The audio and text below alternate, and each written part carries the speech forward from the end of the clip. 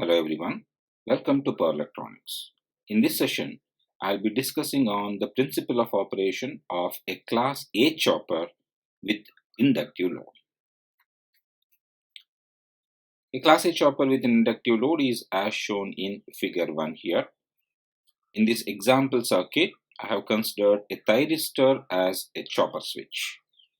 The chopper switch is operated by closing it for a time t1 and opening the same for a time t2. The sum of the times t1 and t2 can be regarded as the chopper period, which is denoted by capital T. When the chopper switch is closed, the supply voltage V is connected to the load. Assuming a lossless chopper, the output voltage is equal to the input voltage, that is V0 equals to V. Since the load considered is inductive in nature, the load current increases and it creates a back EMF at the load.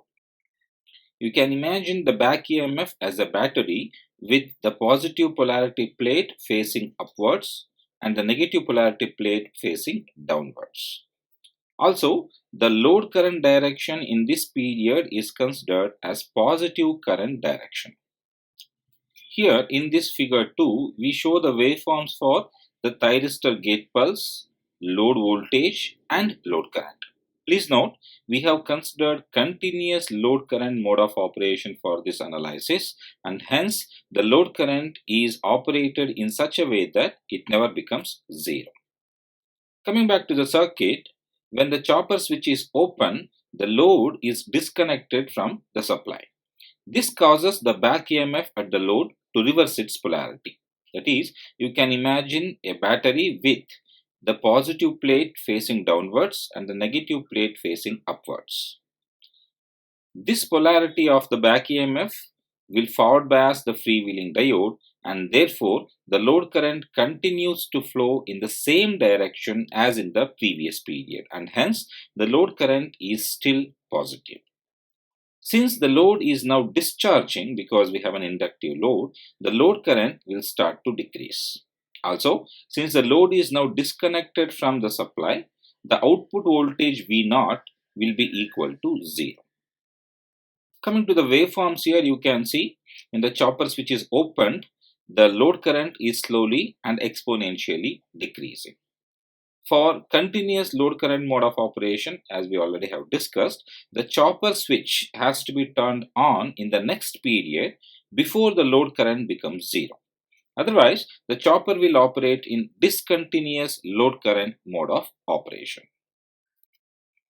We also note from the waveform that when the chopper switch is closed, the output voltage is equal to the input voltage in an ideal scenario.